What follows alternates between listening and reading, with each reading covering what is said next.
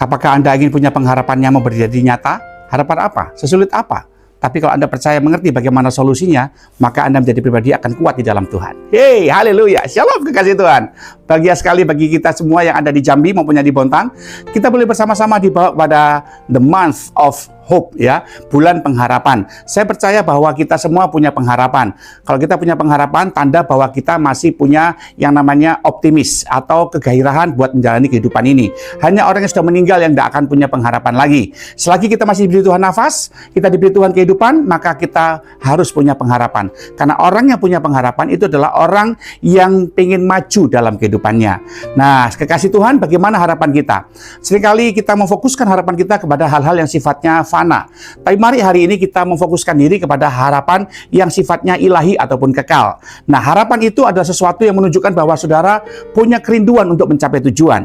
Ingat kekasih Tuhan, nah, kalau kita punya harapan yang tertuju kepada tujuan Allah, maka kita akan menjadi pribadi yang mencapai maksud Allah ketika Tuhan menciptakan kita. Tujuan Allah itu harus menjadi harapan kita dalam hidup kita. Apa tujuan Allah dalam hidup kita? Menjadi serupa dengan Kristus supaya kita bisa memerintah bersama dengan Dia. Kata memerintah punya pengertian kita harus melayani Tuhan. Itu makanya Bapak Ibu, kalau hari ini saudara punya keadaan yang sulit, pergumulan yang seolah-olah gak bisa Anda dapatkan dengan kekuatan saudara, milikilah pengharapan. Karena Tuhan bisa pakai segala kesulitan kita supaya kita punya pengharapan, dan pengharapan itu diberikan Tuhan dalam hidup kita supaya kita bisa mencapai tujuan Allah dalam hidup kita. Contohnya di dalam Mazmur pasal yang ke-62 ayat yang ke-5 dikatakan, hanya pada Allah saja kiranya aku tenang, sebab dari padanya lah harapanku. Kata harapan di sini punya pengertian tikwa dalam bahasa Ibrani, yang artinya accord atau kawat atau tali atau penghubung. Jadi harapan itu yang menghubungkan kita kepada Allah. Kuncinya yaitu tadi harus dekat dengan Allah. Kata dekat di sini punya pengertian Anda tinggal di dalam Allah. Dalam bahasa kerennya dibilang melekat.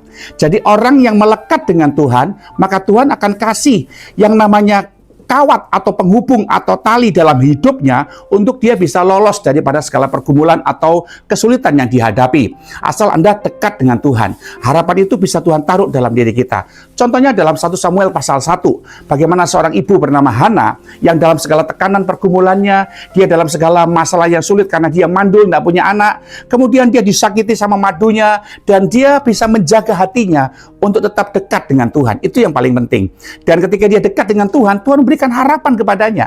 Harapan untuk apa? Harapan untuk bisa punya anak. Dan segala kesulitannya, segala pergumulannya, itu membuat dia mengerti bahwa itu semua dipakai oleh Tuhan supaya pengharapannya muncul kepada yang maha kuasa yang sanggup buat yang tidak bisa menjadi bisa. Kuncinya ya tadi, harus dekat dengan Tuhan. Itu sebabnya Hana pergi ke rumah Tuhan. Kalau Anda punya masalah, punya pergumulan, atau punya sesuatu yang sifatnya mungkin sulit Anda dapatkan dan Tuhan menaruh bahwa kehendak Allah untuk Anda bisa memilikinya, jangan putus punya pengharapan.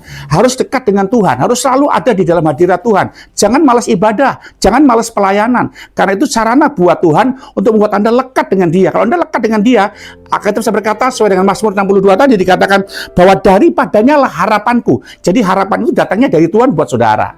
Itu namanya tikwa. Ketika saudara punya kesulitan, punya pergumulan, Anda punya pengharapan. Terbukti, Hana mencurahkan isi hatinya sebagai bentuk pengharapannya. Di mana? Di dalam rumah Tuhan. Ayo kekasih Tuhan, apa kesulitan saudara, apa pergumulan saudara hari ini? Jangan jauh dari Tuhan.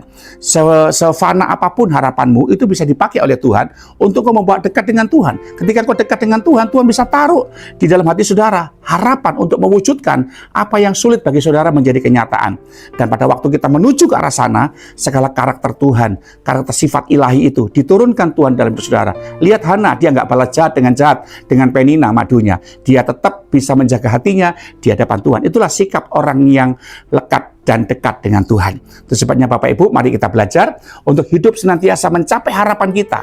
Sesulit apapun harapan itu, kalau Tuhan taruh di hati saudara, Anda bisa hidup lekat dengan Tuhan, maka Tuhanlah yang akan mewujudkan harapan itu menjadi kenyataan bagi saudara. Kayak kita pengen punya eskalator, harapan kita sulit bagi kita.